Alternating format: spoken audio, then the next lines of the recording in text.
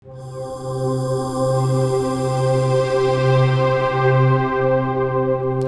In Motion, I'm Kurt Parker.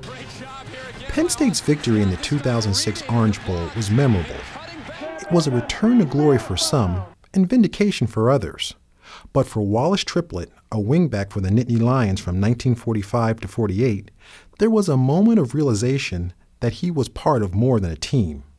He was part of something special.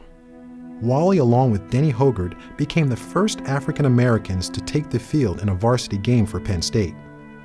That year was wrought with difficulties for the two, especially when they returned to school for the 1946 campaign and found something that grabbed their attention on the schedule.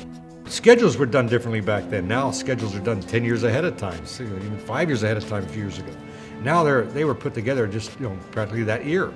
45 when he left at the end of the 45 season, Wally had no idea who they were going to play in 46. We came back to school in 46, and at the bottom of the schedule was the football schedule that hung up over the wall there in our locker room, and at the bottom of it was University of Miami. And he and Denny brings Denny over, and they said, "Oh, we're going to have a problem."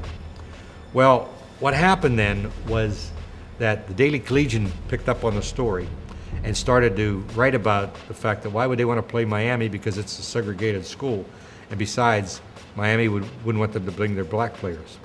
We started the season, but always was in the back of our minds, what are we going to do about this game?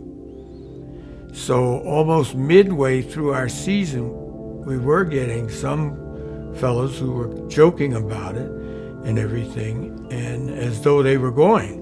It began to get serious to the extent of you could noticeably see some of the fellows beginning to question you. What do you think?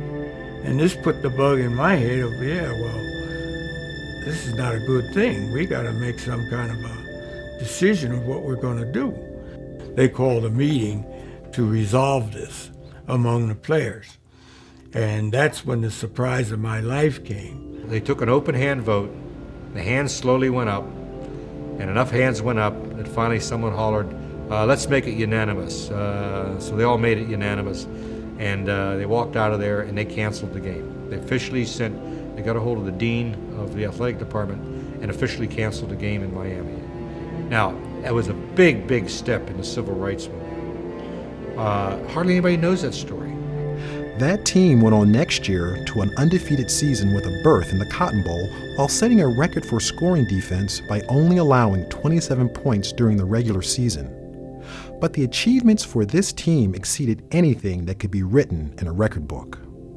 All these things that had happened to kind of bring us together. Like I said, because from now on I understood these older guys who had come back from the war and the things that they had been through, and they were standing up for it. It came down to they're part of our team, and we're a team, and they can play as well as anyone else, and why deny them just because of the color of their skin? We're in this together. We're a football team. For In Motion, I'm Kurt Parker.